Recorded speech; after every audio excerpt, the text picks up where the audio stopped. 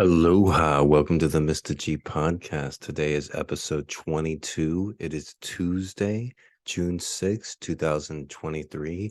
Still early in the morning, broadcasting from Honolulu, Hawaii. Today, we're going to go over the top 10 most notable University of Texas graduates. On the previous episodes, we went through numbers 100 through number 10. So we're going to briefly talk about the top 10. We have a basketball game tonight, game 3 between the Miami Heat and the Denver Nuggets, Denver at Miami. I was surprised to see the line on tonight's game is Denver by 2.5 points. I was right on game 2. I told you to bet on Miami despite being 8.5 point underdogs. I told you Miami would win game 2, and they did. I'll tell you what to do as far as betting goes for game 3 and as well as game 4. One thing I can tell you right now is the betting line in game 3 is Denver favored by 3.5 points. Regardless of what happens in tonight's game, the betting line for game 4 is going to be Denver favored by 3.5 points because I know how these things work, barring an injury to a major player. This betting line tonight is going to be the same betting line as game 4. All right. First and foremost, I want to say on this June 6th, happy anniversary to my lovely sweetheart, Jim, she lives in Manchester, England. She's a very beautiful woman that I've been together, that we've met 1 year ago today. So happy 1 year anniversary to my lovely sweetie. Thinking about you every day. And hopefully you can come and see me soon. All right. Also, it's a 79th anniversary to D-Day, the Normandy landings. There are very few veterans, United States veterans and English veterans still alive from the Normandy invasions when the United States stormed the beaches of Normandy on D-Day. I actually personally have a relative that survived. I believe I have a relative that fought in D-Day. I actually, to be honest, don't know if they survived. I'm pretty sure they survived the D-Day landings. But it was my brother, my grandfather, my maternal grandfather, Joe Takash's cousin or sibling possibly was in the D-Day landings. And a lot of Americans have relatives that were in D-Day. However, it was 79 years ago. So even if somebody was 20 years old storming the beaches of D-Day, and there were a lot of 20-year-olds that day on June 6th, 79 years ago, that person would be 99 years old today. So I was looking online about an article about a man in Springfield, Missouri, who was 100 years old and was a veteran of D-Day. Wikipedia estimates that there are about 2,000 to 3,000 veterans still alive that were there on June 6th, 79 years ago. And the youngest of the veterans are in their late 90s.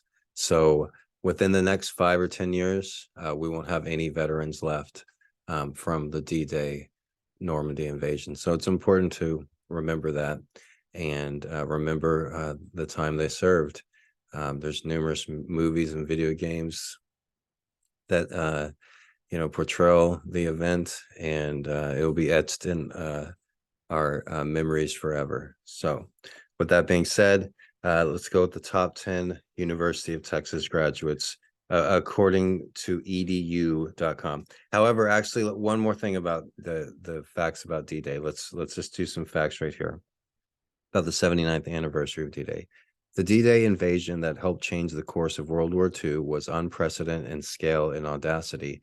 This is from PBS NewsHour. As veterans and world dignitaries commemorate the 79th anniversary of the operation, here's a look at some details about what happened. Who took part? Nearly 160,000 Allied troops landed in Normandy on June 6, 1944. Of those, 73,000 were from the United States, 83,000 were from Great Britain and Canada. Forces from several other countries were also involved, including French troops fighting with General Charles de Gaulle against the Nazi occupation.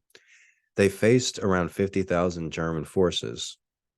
More than 2 million Allied soldiers, sailors, pilots, medics, and other people from a dozen countries were involved in the overall operation. Overall, the battle to wrest Western France from Nazi control that started on D-Day. Where and when? The sea landing started at 6:30 a.m. local time just after dawn, targeting 5 codename beaches, one after the other: Omaha, Utah, Gold, Sword, and Juneau. The operation also included action inland, including overnight parachute landings on strategic German sites and U.S. Army Rangers scaling cliffs to take out German gun positions. Around 11,000 Allied aircraft, 7,000 ships and boats, and thousands of other vehicles were involved in the invasion. Victims on all sides. A total of 4,414 Allied troops were killed on D-Day itself, including 2,501 Americans. More than 5,000 were wounded.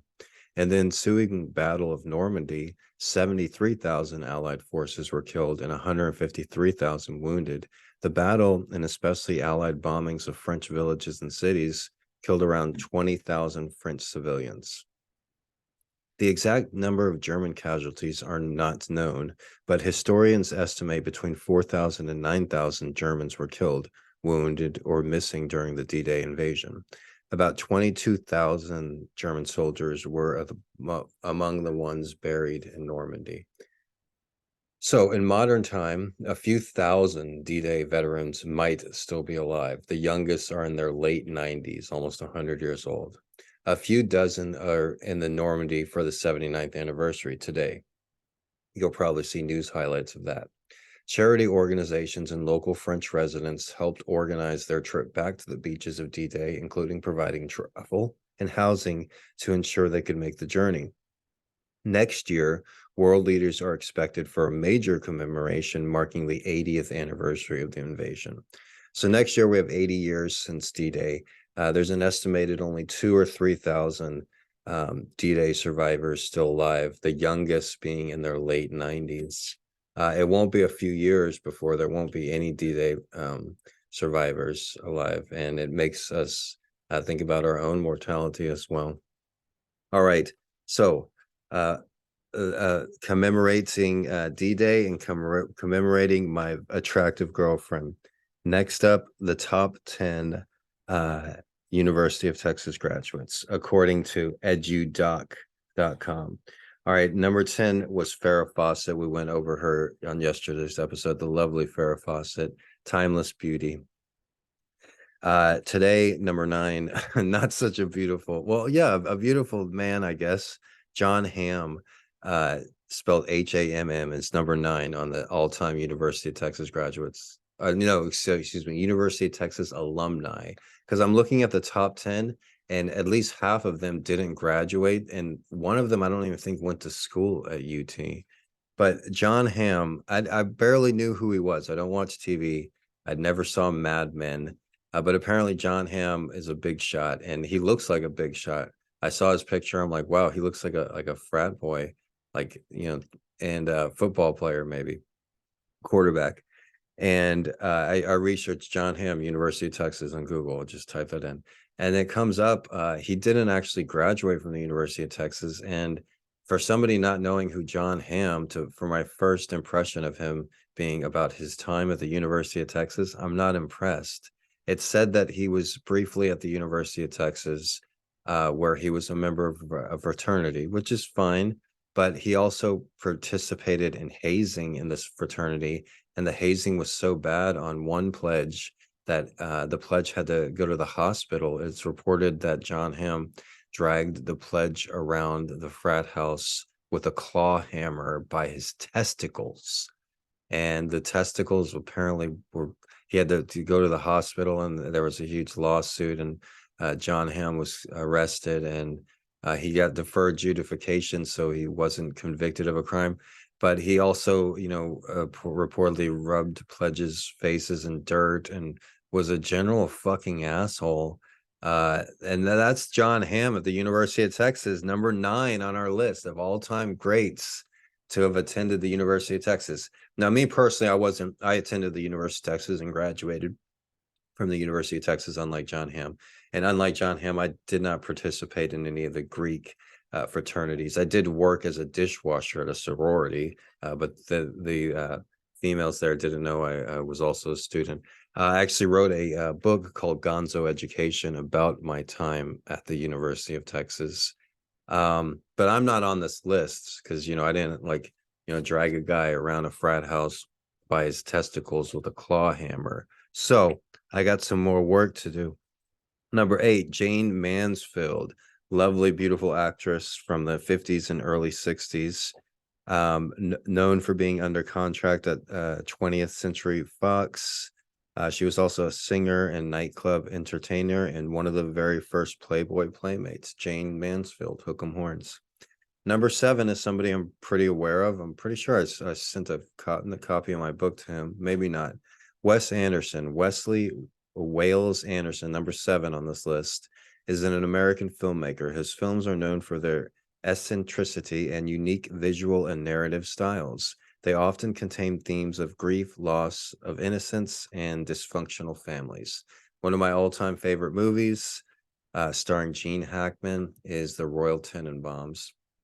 Also starring Luke Wilson, who I was in a movie called Idiocracy, but Luke Wilson and a bunch of great actors are in that movie as well. Ben Stiller and Bill Murray. Okay, but The Royal Tenenbaums, great film. Wes Anderson, I mentioned Dobie Dormitory yesterday, Dobie Mall. He actually worked at the movie theater in Dobie Mall as well, where I spent a lot of times watching independent films. I spent a lot of nights watching movies in the Dobie movie theater with the whole theater to myself. Number 6, Ethan Hawke. Ethan Green Hawke is an American actor, author, and film director. He's been nominated for numerous accolades, including Academy Awards, 2 Golden Globes, and a Tony Award. Hawke has directed films as well. Now, I researched Ethan Hawke, University of Texas, and from what I saw, he was born when his parents were both students at the University of Texas, but he never actually even went to the University of Texas. He's number 6 on this list. I couldn't find anything about him going to school at the University of Texas.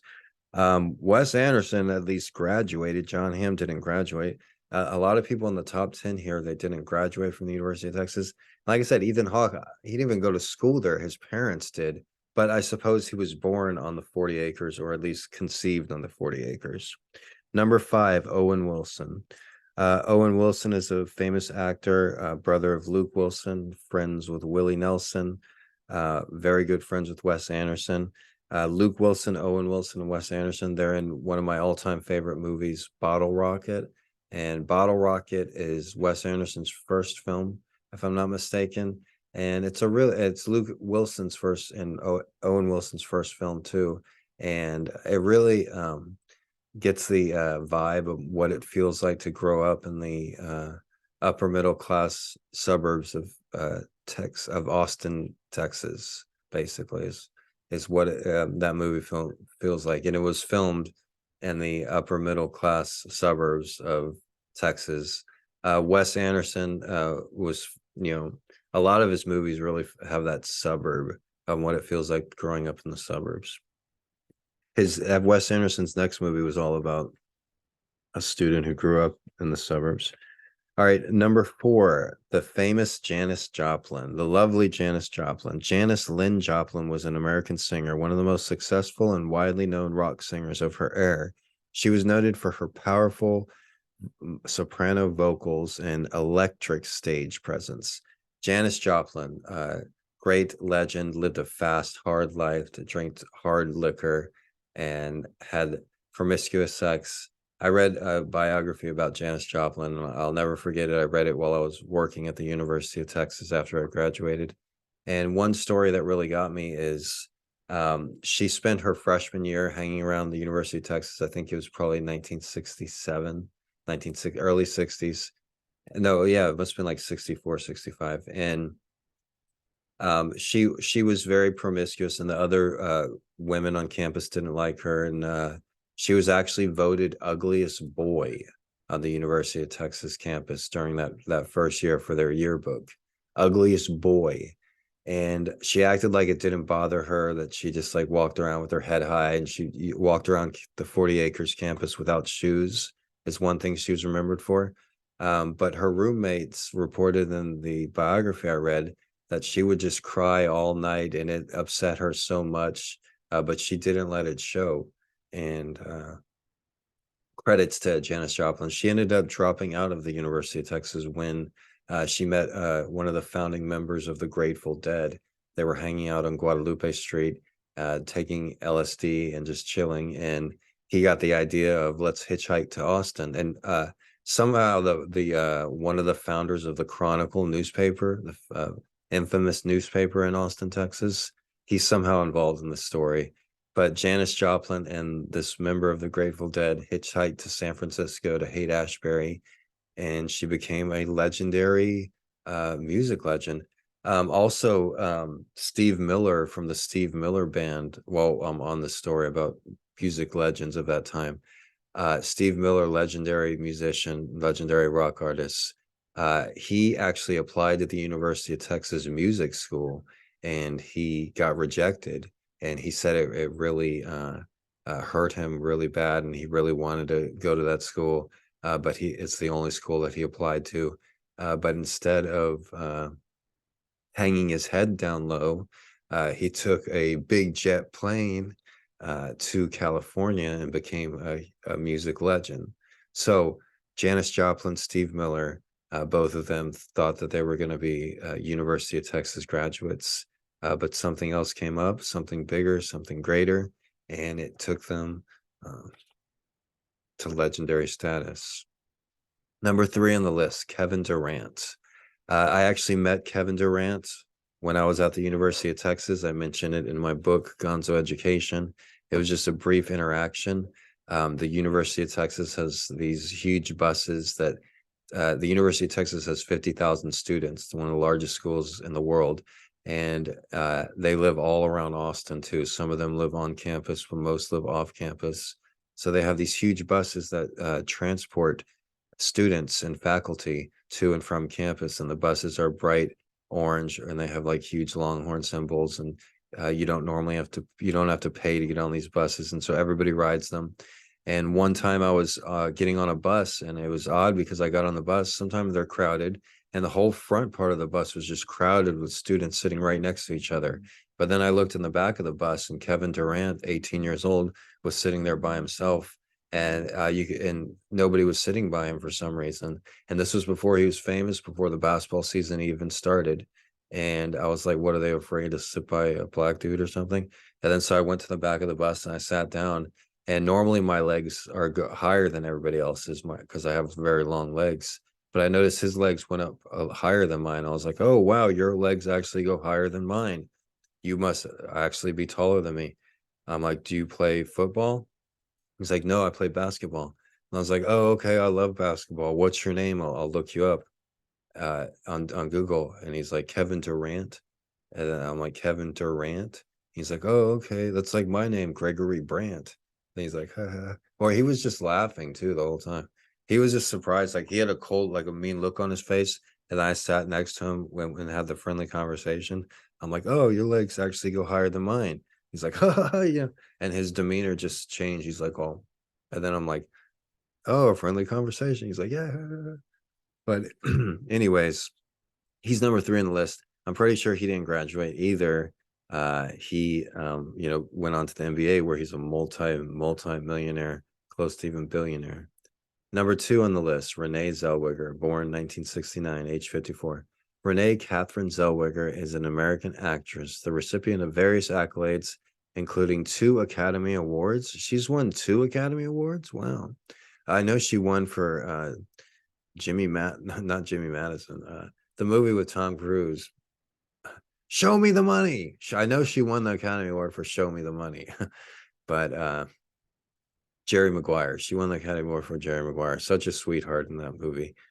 But I didn't know that I think she won another Academy Award for Best Supporting Actress for a Western movie that was really popular. But she's also won 2 British Film Awards and a Golden Globe Award. She was in the famous Austen movie Dazed and Confused. She was actually an extra in Dazed and Confused. And now the cast is like, oh yeah, we remember Renee Zellweger. Yeah, she was so sweet. Everybody remembers Renee, but you can't really see her in the movie, maybe walking in the background. But I think kind of they just say that. All right, so she's number 2, Renee Zellweger. She did graduate, and I remember she talked about how they asked her what she loved the most about the University of Texas, and she said the libraries. And in my book, Gonzo Education, I do emphasize how great the University of Texas library system is. They have one of the largest CD collections of any public university. They have like literally 50,000 records, a lot of rare CDs, rare collectibles that you can't find on the internet. I would check them out, and I downloaded a lot of them onto a hard drive, but I didn't upload a lot of rare stuff uh, that I found intriguing. But also they have the best cameras that you can check out. You can check out laptops, cameras, video recorders, 4K, 8K camcorders. And it was just the best opportunity to be able to have access to that kind of technology for the first time in my life. And and it was intimidating as well. Looking back, I wish I would have checked out a video camera every night and made videos every day. The few times that I did, though, it was awesome having that opportunity. So, number one on the list is the most famous, most notable, uh, the only one that's worth anything. The number one on the list, the most famous University of Texas graduate is me, Gregory Brandt. No, actually, Matthew McConaughey. All right, all right, all right. Congratulations to Matthew McConaughey. It's hard to say anything bad about Matthew McConaughey. He's a really a likable person, lovable person. One of the most sexiest man alive, voted, I'm sure. One of a premier actor, Academy Award recipient for the movie Dallas Buyers Club. Willing to give everything he's got for his craft, and also a good person, and which is kind of rare in Hollywood. When all these lists of clients of Epstein come out, a lot of names will surprise you, but I'm pretty sure you won't ever see Mr. McConaughey's name on any of those lists. All right, with that being said, I hope everybody has a wonderful day today. We did the top 100 University of Texas graduates. Hopefully, one day your podcast host, Mr.G, Gregory Brandt, will be on the list.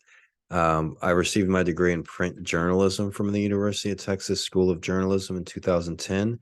I did take broadcasting journalism classes, and many instructors encouraged me to go into broadcasting. They said I had a wonderful voice, perfect for the field, and it's something that I would definitely excel in, that they believed I would excel in. But so here we are, 13 years later since I graduated. I did write and win by writing an exceptional book that is one of the most highly reviewed books on Amazon. If you haven't seen the reviews for Gonzo Education, it would be the highest reviewed book on Amazon, but a bunch of trolls wrote a bunch of fake reviews. So it's one of the highest reviewed books on Amazon. And everybody that has read it with a verified purchase has given it 5 stars. So everybody have a great day. This was episode 22. The Mr. G podcast is available wherever you listen to podcasts. The best place is Apple Podcasts, but also Amazon Podcasts, Google Podcasts, Spotify Podcast, and iHeartRadio Podcast. Just Google Gregory Brandt, Mr. G Hawaii Podcast. You'll find it. Full episodes of the Mr. G podcast are uploaded in their entirety onto YouTube and Twitter as well. All right, everybody have a great day. And thank you to all the veterans as well. Happy D-Day.